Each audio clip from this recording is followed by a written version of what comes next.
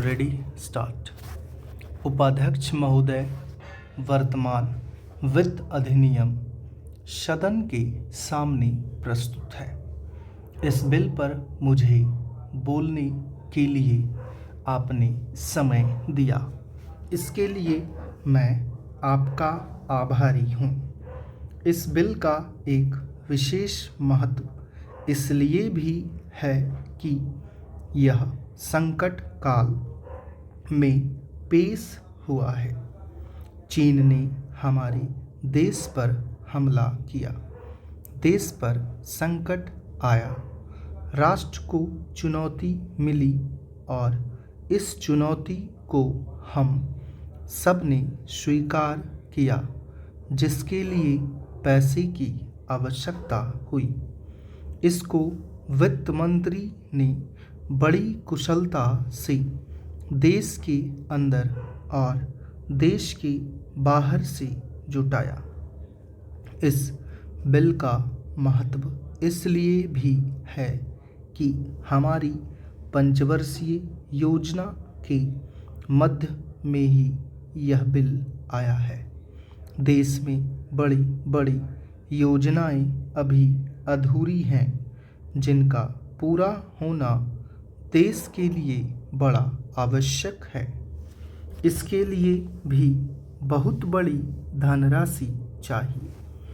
देश पर संकट आया और देश जागा।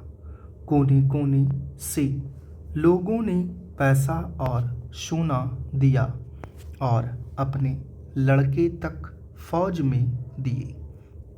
इस देश में किसानों और गरीबों का जो वर्ग है, उसने भी दिल खोलकर इसमें सहयोग दिया। उसके बाद जो उन पर अधिक बोझ कर के रूप में पड़ रहा है या अनिवार्य बचत योजना के रूप में पड़ रहा है, उसको भी वे खुशी खुशी सहन करने को तैयार हैं। परंतु वे सरकार से भी कुछ चाहते हैं। वे चाहते हैं कि उनकी जो गाढ़ी कमाई का पैसा है, खून पसीने का जो पैसा है, वह व्यर्थ के कार्यों में ना जाए और उसका सदुपयोग हो।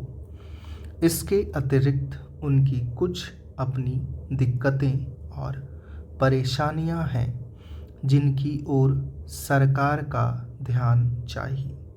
इस आपातकाल के समय में तो उनको इन आए दिन की कठिनाइयों से राहत मिलनी चाहिए।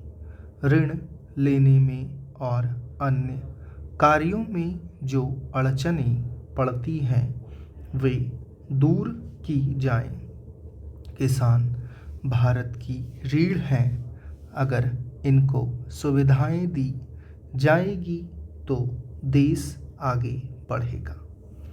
आज जहां देश के साधारण लोगों ने इस सरकार का हाथ बटाया, वहां एक वर्ग ने, जो कि धनी वर्ग कहलाता है, अपने साधनों के अनुसार सरकार के सुरक्षा कार्यों में सहायता नहीं की। मैं यह नहीं कहता कि उन्होंने बिल्कुल सहायता नहीं की, लेकिन अपनी स्थिति के अनुसार सहायता नहीं की।